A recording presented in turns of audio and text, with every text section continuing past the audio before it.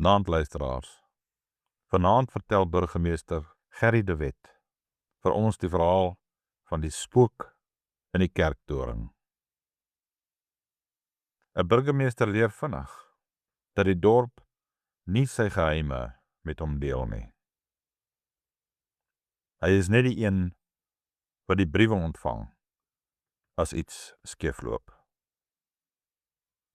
Maar toe die NG Kerk se klok daardie winternag in Julie maand presies 2 uur een enkele keer gelui het, was dit nie 'n brief nie. Dit was die klok self wat praat. Skerp en skoon deur die stilte.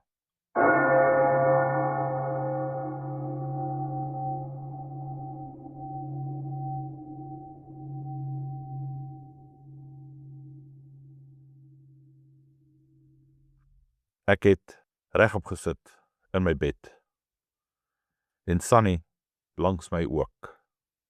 "Wat was dit?" vra sy. "Die klok," sê ek. Sy het net gelê en na die plafon gekyk. "Dis presies 'n jaar vandag," sê sy sag, "dat oupa Piet weg is." Ek het niks gesê nie. Maar ek het geweet sy is reg. Oupa Piet Hendriks was dekades lank ons koster.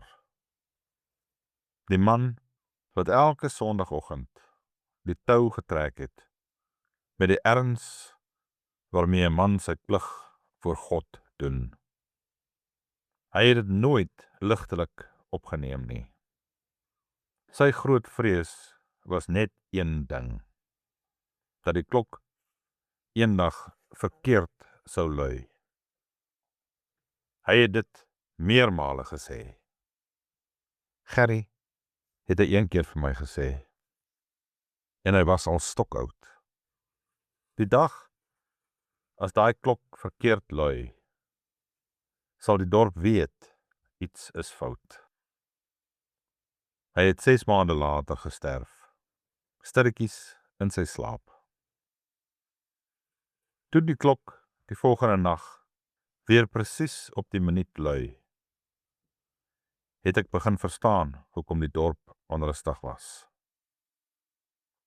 Die eerste week was Sergeant Doopie Skuman, die man vir die taak. Hy het sy stoel voor die kerk gesit en die eerste 3 nagte gewag. Elke keer, 5 minute voor 2, was alles stil. En op die uur slaan die klok. 1 keer, skerp. En die tou bly roerloos hang. Teen nag 5 het hy van binne ook probeer kyk. Niks. Daarna het ou Smulders van die algemene handelaar oorgeneem. Koos Kappie het by Hester se winkel begin spekuleer of iemand dalk die klok as grap lui.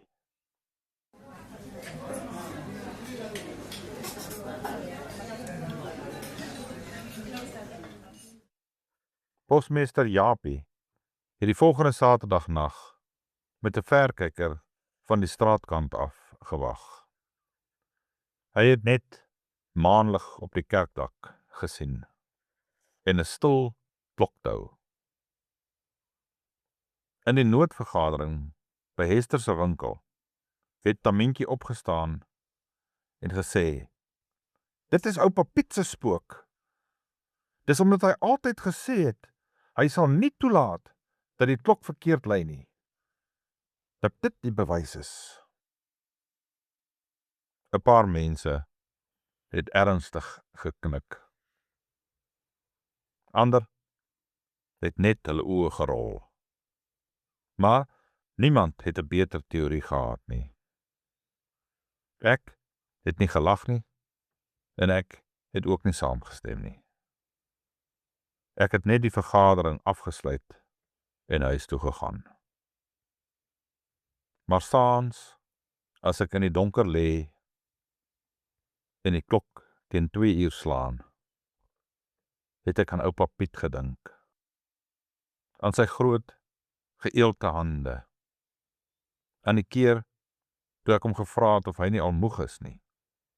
So baie jare se tou trek. Hy het net sy kop geskud. Gerry, mens moet weet wat jou plek is, het hy gesê. Ek het dit toe nie verstaan nie. En later ook nie regtig nie. Teen die einde van die tweede week het ek Dominee Visser gebel en gesê, ek dink ons moet LD Joubert laat kom. Ek weet nie hoekom ek dit gedink het nie. Dalk omdat LD een van daai manne is wat nie met vals gerugte dink nie. Hy dink met sy hande. LD het die volgende aand onder die doringboom langs die kerk geparkeer met 'n fles moerkoffie. Presies 2 uur het die klok weer geslaan. Die tou het nie beweeg nie. LD het net gefrons en 'n beker moerkoffie ingeskink. Die volgende oggend het hy na die kerkkantoor toe gegaan en gevra vir die klok se onderhoudsrekords. Dominee het 'n dik leer van die rak afgehaal. LD sien 'n onlangse inskrywing. Routine service, bell frame loose, adjusted. Dominee verduidelik. Ja, dis 'n vreemde storie. 'n Man het so ruk gelede hier opgedaag. 'n Duitser, op soek na familielede. Hy het gehoor tannie Gretel Müller het dieselfde van as hy. En sy het hom na my toe gestuur om die kerkrekords te kom ondersoek. Ek het hom binne genooi. En terwyl ons so gesit en gesels het, vra ek hom wat sy beroep is. Horlosiemaker, sê hy toe. Spesialiseer in ou meganismes, klokke, toringuurwerke. Ek het toe vir hom gesê, hy kan maar ook na ons klok kyk, terwyl hy hier is. Hy het sy gereedskap gekry, daarbo gewerk, en die volgende dag was hy net weg. Niemand weet waarheen nie, en niemand het sy besonderhede geneem nie. En hy en tannie Gretel was toe ook nie familie nie. LD het dieper in die leer geblaai. Verder terug. In netjies handskrif, 'n inskrywing uit die 60er jare. Nagstilte meganisme, geïnstalleer op versoek van die koster, deur plaaslike werktuigkundige. Hy het die leer toegeklap. Ek dink ek weet wat aangaan.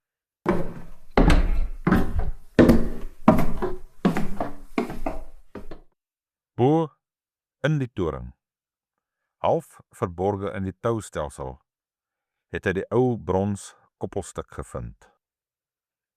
In die ou dae, verduidelik hy, het hulle sulke toestelle gebruik om te keer dat die klok mense in die nag wakker maak. Die uurwerke loop normaal aan, maar 'n hefboom trek die hamers fisies weg van die klok af gedurende die nagure. Oupa Piet het dit jare gelede laat installeer. Toe die horlosiemakerman die raam verstel het, het hy hierdie hefboom per ongeluk effens verskuif.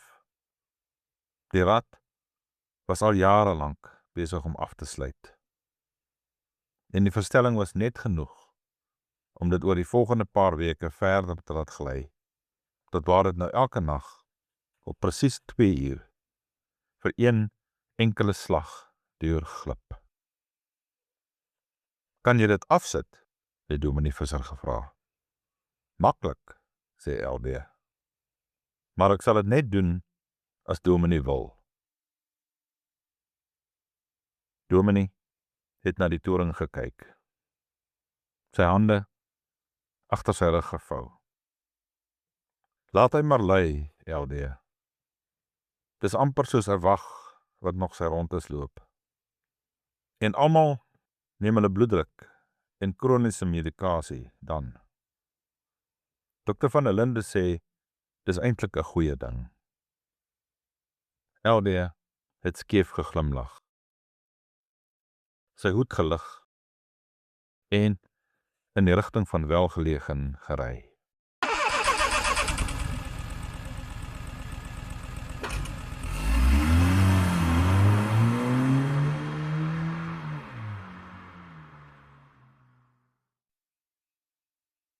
Ek het nog 'n rukkie in die kerkdeur gestaan. Die dominee langs my, sy oë op die toring. Oupa Piet sou trots wees dat sy werk nog staan, sê hy sag. Ek het niks gesê nie. Maar ek het gedink aan al die jare wat oupa Piet die klok gelui het, sonder dat ek een keer vir hom gesê het, ek sien jou. Ek weet wat jy hier doen. Dit tel. Ek het dit nooit gesê nie. Nou lui die klok elke nag om 2 uur. Een keer. Skerp en skoon. En elke keer as dit slaan, dink ek aan oupa Piet. Hoe sekere goed net aanhou. Lank nadat die hande wat dit begin het, stil geword het. Ek slaap nou beter as toe voor die klok begin lui het. Ek weet nie mooi hoekom nie. Maar ek dink oupa Piet sou verstaan het.